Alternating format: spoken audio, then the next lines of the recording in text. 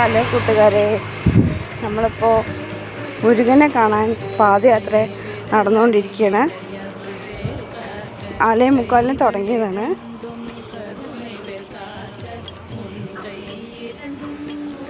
നമുക്ക് നടക്കാം. റോട്ടിൽ ആരും തന്നെ ഇല്ല. നല്ലൊരു പീസ്ഫുള്ളായിട്ടുള്ളൊരു മോർണിംഗ് ആണിന്ന്.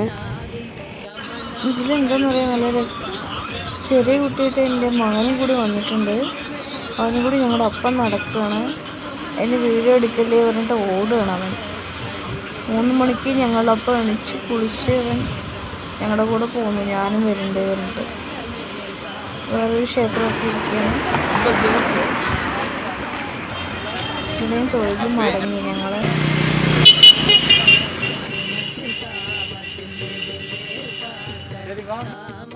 നേരം പലപലാന്ന് വെളുത്തിരിക്കുകയാണ് ഗൈസ്. നേരം വെളുത്തു തുടങ്ങിയിരിക്കണു. കുറേ ആളുകൾ അമ്പലത്തേക്ക് പോയി തുടങ്ങിയിരിക്കണു. നമ്മൾ എത്താറായി. ഒരു 10 മിനിറ്റിനുള്ളിൽ നമ്മൾ അമ്പലമെത്തും. അമ്പലം എത്തിയിട്ടില്ല. നമ്മൾ വേറൊരു ക്ഷേത്ര ദർശനം നടത്താൻ വേണ്ടി വന്നിരിക്കുകയാണ്. തൊഴുതിട്ട് വരാം.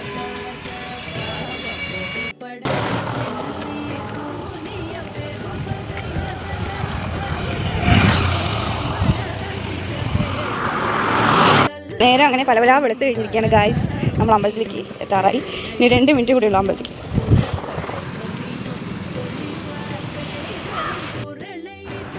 മുരുകൻ്റെ കഥകളും പറഞ്ഞ് ഞങ്ങളങ്ങനെ അമ്പലം എത്തിയിരിക്കുകയാണ്. റോഡ് ക്രോസ് ചെയ്യാൻ വേണ്ടി നിൽക്കുകയാണ്. അമ്പലം എത്തി. വൈകുന്നേരം രഥോത്സവം നടത്താൻ റെഡിയാക്കി വെച്ചിരിക്കുകയാണ്.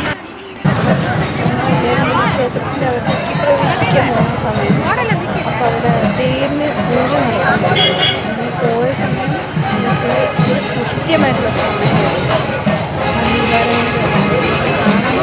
അമ്പലം എത്തിയിരിക്കുകയാണ് ഗൈസ്. നമ്മളെ അമ്പലം എത്തിയത് നമുക്കൊരു നല്ലൊരു ഭാഗ്യം കിട്ടിയിരിക്കുന്നു. അവിടെ ദീപാരാധന നടക്കാൻ പോവുകയാണ്. അപ്പം നമ്മൾ എത്തിയതും അവിടെ ദീപാരാധന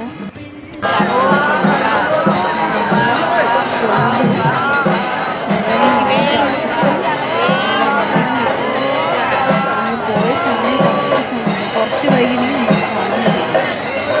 കൽപ്പുരാവിനൊക്കെ കഴിഞ്ഞു. ഇന്ന് ഈ ക്ഷേത്രത്തിൽ തേര് മഹോത്സവം കൂടിയാണ്. 1-ാം തേരാണ്. അത് കാണാനുള്ള ഭാഗ്യം കൂടി കിട്ടി. ഞങ്ങൾ നന്നായി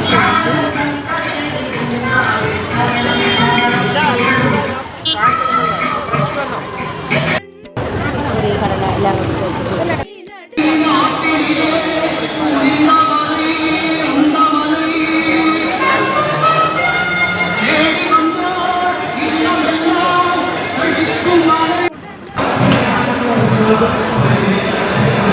നല്ല തിരക്കുണ്ട്. ഞങ്ങൾ വരുന്ന നിന്നിട്ടാണ് ഒരു 10 മിനിറ്റ് വരുന്ന നിന്നിട്ടാണ് മുരുകനെ കണ്ടത്.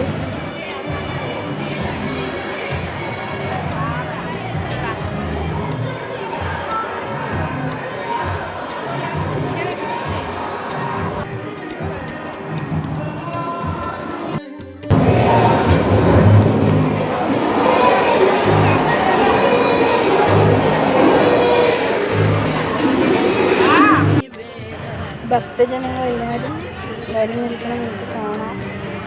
10-15 മിനിറ്റ് ആയി ഞങ്ങൾ കാണാം. ഇതിനെ കാണാം. നല്ലൊരു ബ്ലെസ്ഫുള്ളായിട്ടുള്ളൊരു ഡേ ആയിരുന്നു. ഞങ്ങൾ കൺകുളിർക്കെ കണ്ടു, ഭഗവാനെ പ്രാർത്ഥിച്ചു, പ്രസാദം വാങ്ങിച്ചു. വെളിയിൽ വന്നിട്ട് കുറേ കാഴ്ചകൾ ഞങ്ങൾ കണ്ടു.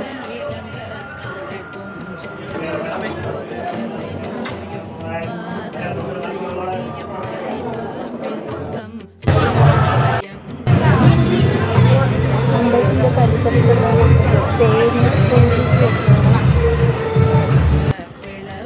അമ്പലത്തിൻ്റെ അടുത്ത് തന്നെ കുറേ കടകളുണ്ടായിരുന്നു.